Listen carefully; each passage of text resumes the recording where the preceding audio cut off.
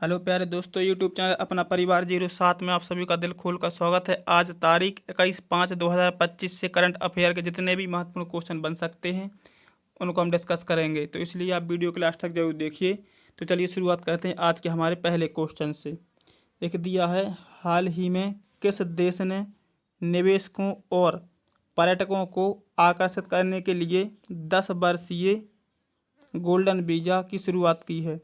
तो इस क्वेश्चन का ऑप्शन है जापान, चीन, इंडिया या वियतनाम। तो इस क्वेश्चन का जो सही जवाब होगा ऑप्शन नंबर डी, वियतनाम। देखिए इसके बारे में देखते हैं। देखिए वियतनाम ने अपने देश में निवेश और पर्यटन को बढ़ावा देने के लिए 10 साल का गोल्डन वीज़ा पेश किया है, जो विदेशी निवेशकों और उच्च कुशल पेशेवरों को आकर्षित करेगा। तो चलिए इसी के साथ चलते हैं हमारे अगले क्वेश्चन पर। दिया है, वर्तमान में सरकार ने स्टार्टअप्स के लिए क्रेडिट गारंटी योजना को दोगुना करके कितने करोड़ रुपए कर दिया है? तो इस क्वेश्चन का ऑप्शन है 10 करोड़, 20 करोड़, 30 करोड़ या 40 करोड़। तो इस क्वेश्चन का जो सही जवाब होगा ऑप्शन नंबर बी, 20 करोड़। तो देखिए इसके बारे में देखते हैं। सरकार ने स्टार्टअप्स को बढ़ावा देने के लिए क्रेडिट गारंटी योजना की सीमा को 10 करोड़ से बढ़ाकर 20 करोड़ कर दिया है। तो चलिए इसी के साथ चलते हैं हमारे अगले क्वेश्चन पर। दिया है, निम्नलिखित में से किसे ऑपरेशन सिंदूर पर गठित बहुदलीय वैश्विक प्रतिनिधिमंडल का नेतृत्वकर्ता चुना गया है? तो इस क्वेश्चन का ऑप्शन है राजनाथ सिंह, असदुद्दीन ओवैसी, शशि थरूर या इनमें से कोई नहीं।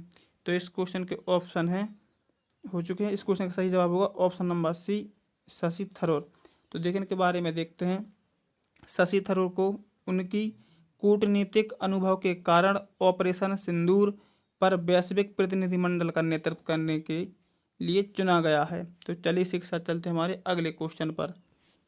दिया है, निम्नलिखित में से कौन मलेशिया में आयोजित होने वाली अंतर्राष्ट्रीय समुद्री और अंतरिक्ष प्रदर्शनी में भारत का नेतृत्व कौन करेंगे? तो इस क्वेश्चन का ऑप्शन है श्री अमित शाह, श्रीमती निर्मला सीतारमण, श्रीमती नितिन गडकरी,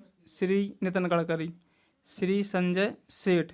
तो इस क्वेश्चन का जो सही जवाब होगा option number D, Shri Sanjay Seth. तो देखिए इनके बारे में देखते हैं।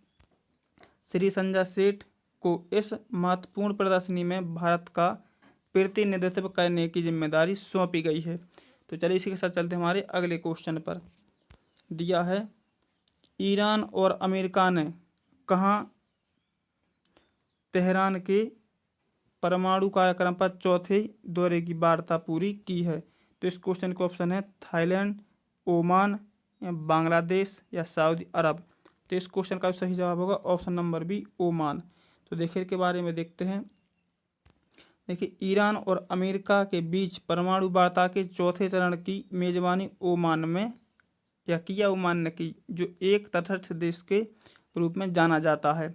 तो चलिए इसी के साथ चलते हैं हमारे अगले क्वेश्चन पर। दिया है, हाल ही में किस तारीख को वैश्विक सुलभता जागरूकता दिवस मनाया जाता है? तो इस क्वेश्चन का ऑप्शन है 15 मई, 16 मई या 17 मई या 18 मई। तो इस क्वेश्चन का जो सही जवाब होगा ऑप्शन नंबर डी, 18 मई। तो देखिए इसके बारे में देखते हैं।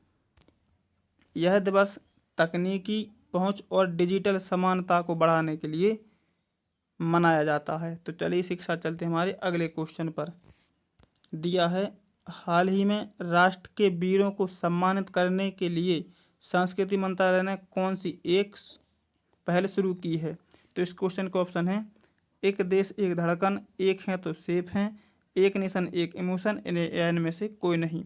तो इस क्वेश्चन का जो सही जवाब होगा ऑप्शन नंबर ए, एक देश एक धड़कन। तो देखिए इसके बारे में देखते हैं।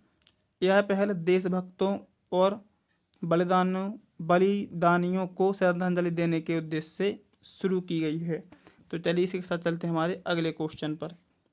दिया है, वर्तमान में भारत अपनी ऊर्जा आवश्यकता के लगभग कितनी के लिए कोयले पर निर्भर है, या कितने परसेंट के लिए कोयले पर निर्भर है? तो इस क्वेश्चन के ऑप्शन हैं 40%, 50%, 55% या 65%।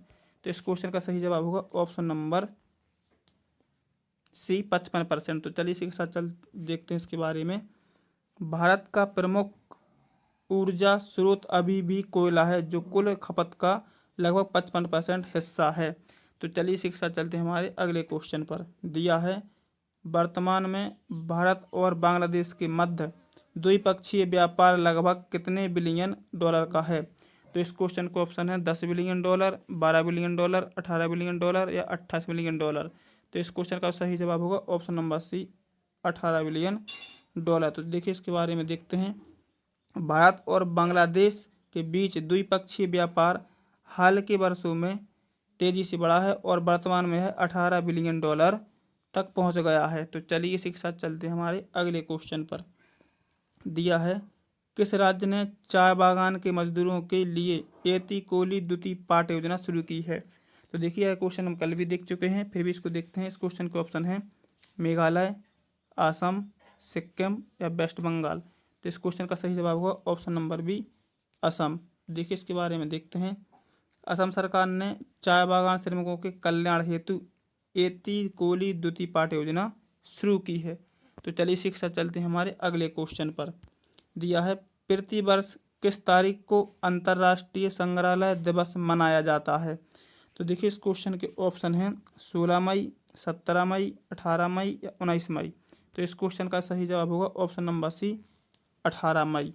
तो देखिए चलिए इसके बारे में देखते हैं।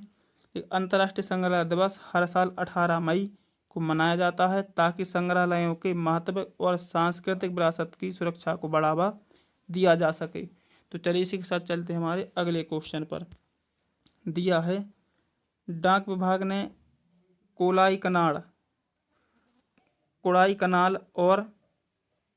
कनाल सौर वेधशाला डाक विभाग ने कोड़ाई कनाल सौर वेधशाला की किस वर्षगांठ के उपलक्ष्य में एक स्मारक डाक टिकट जारी किया है? तो इस क्वेश्चन का ऑप्शन है 121वीं, 123वीं, 125वीं, 128वीं। तो इस क्वेश्चन का सही जवाब होगा ऑप्शन नंबर सी 125वीं। तो देखिए इसके बारे में देखते हैं।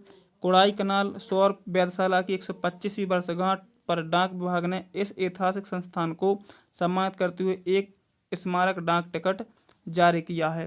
तो चलिए इसी के साथ चलते हैं हमारे अगले क्वेश्चन पर। दिया है, हाल ही में किस देश में लासा बुखार के प्रकोप से 18 राज्य प्रभावित हुए हैं? तो इस क्वेश्चन का ऑप्शन है केन्या या नाइजीरिया या ब्राज़ील या सूडान। तो इस क्वेश्चन का सही जवाब होगा ऑप्शन नंबर बी नाइजीरिया। तो देखिए इसके बारे में देखते हैं। नाइजीरिया में लासा बुखार का प्रकोप गंभीर रूप ले चुका है, जिससे 18 राज्य प्रभावित हुए हैं। तो चलिए इसी के साथ चलते हैं हमारे अगले क्वेश्चन पर। दिया है, 15 मई 2025 को फीफा ने किस देश के फुटबॉल महासंघ पर लगाया गया निलंबन हटा लिया है?